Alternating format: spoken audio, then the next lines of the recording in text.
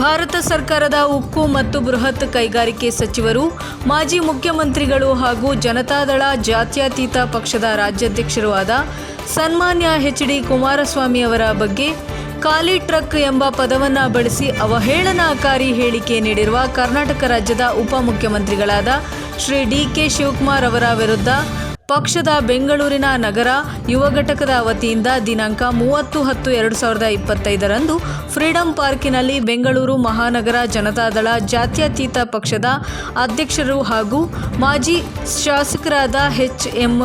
ರಮೇಶ್ ಗೌಡರವರು ಮಾರ್ಗದರ್ಶನದಂತೆ ಬೆಂಗಳೂರು ನಗರ ಯುವ ಘಟಕದ ಅಧ್ಯಕ್ಷರಾದ ಸ್ಯಾಮ್ಯುಯಲ್ ನೇತೃತ್ವದಲ್ಲಿ ನಡೆಯಿತು.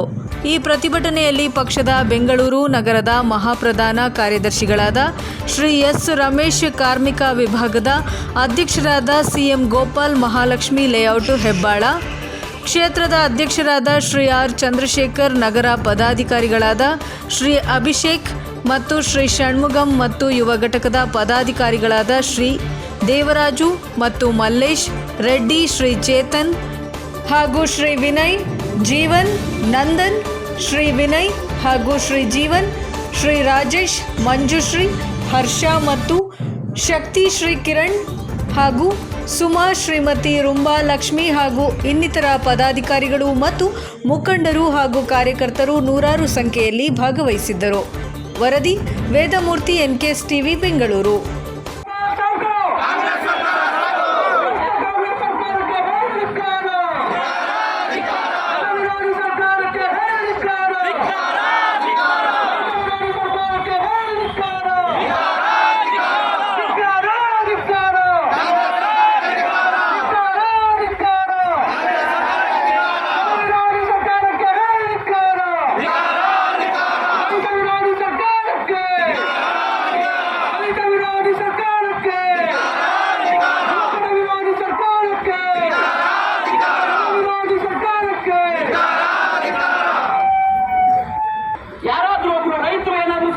ಅಂತ ಕೇಳಿದ್ರೆ ಏನಂತಾರೆ, ಏನು ಮಾಡ್ತಾರೆ ಕಾಲ ನೀವು ರೈತರು ಅಂತಾರೆ.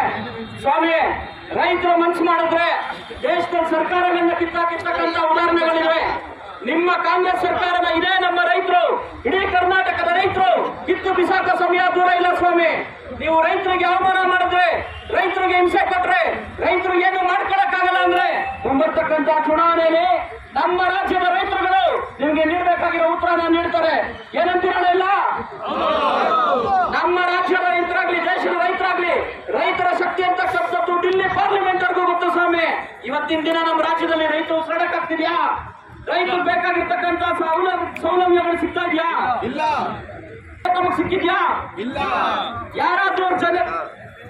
ಯಾರಾದ್ರೂ ಜನಗಳಿಗೆ ಏನಾದ್ರೂ ಕನಿಷ್ಠ ಮಟ್ಟದ ಸೌಲಭ್ಯಗಳಾದ್ರೂ ತರುತ್ತಿದ್ಯಾ? ನಮಗೆ ಯಾಕೆ ಬೇಕು ನಿಮ್ಮ ಬಿಟ್ಟಿ ಭಾಗ್ಯ? ಬೇಡವೇನು ನಿಮಗೆ ಬುಟ್ಟಿ ಭಾಗ್ಯಗಳನ್ನ? ಯಾರು ಕೇಳಿದಾರೆ ನಿಮಗೆ ಭಾಗ್ಯಗಳನ್ನ ಕೊಡ್ರಿ ಅಂತ? ಕೆಲಸಗಳನ್ನ ಮಾಡಿ ಸ್ವಾಮಿ. ಬೆಂಗಳೂರಿನಿಂದ ಟ್ರಾಫಿಕ್ ಆಗ್ತಿರ್ತಕ್ಕಂಥ ಸಮಸ್ಯೆಗಳಲ್ಲಿ ಯಾರಾದ್ರೂ ಒಬ್ಬ ಮನೆಯಿಂದ ಯಾವ್ದಾದ್ರು ಒಂದು ಸ್ಥಾನಕ್ಕೆ ಹೋಗ್ಬೇಕು ಅಂದ್ರೆ ಇವತ್ತಿನ ದಿನಕ್ಕೆ 3 ಗಂಟೆ 4 ಗಂಟೆ ಟ್ರಾಫಿಕ್ ಅಲ್ಲಿ ನಿಂತ್ಕೊಂತ ಇದೀವಿ. ಇವತ್ತೇ ನಾವೆಲ್ಲರೂ ಇಲ್ಲಿ ಬಂದು ಸೇರ್ಬೇಕು ಅಂದ್ರೆ 2 ಗಂಟೆಗಳ ಕಾಲ ಟ್ರಾಫಿಕ್ ಅಲ್ಲಿ ಯಾರು ಅಂತ ಇದು ಕರ್ನಾಟಕ ಗೊತ್ತು. ಯಾವ ಟ್ರಂಕಲ್ಲಿ ಏನಿದೆ ಅಂತ ಇಡೀ ಕರ್ನಾಟಕ ಜನತೆಗೆ ಗೊತ್ತು. ನೀವು ಬೈಕ್ ಬಂದ ಮಾತ್ರ ಹೆಂಗಣ? ಇವಾಗ ಈ ಟ್ರಂಕಲ್ಲಿ ಕುಮಾರನ ಟ್ರಂಕ್ ಇದೆ, ನಿಮ್ ಟ್ರಂಕ್ ಇದೆ. ಟ್ರಂಕ್ ತೆಗಿತೀವಿ ಇವಾಗ. ಟ್ರಂಕ್ ತೆಗೆದಾಗ ನೋಡಿ ಏನಿದೆ ಅಂತ.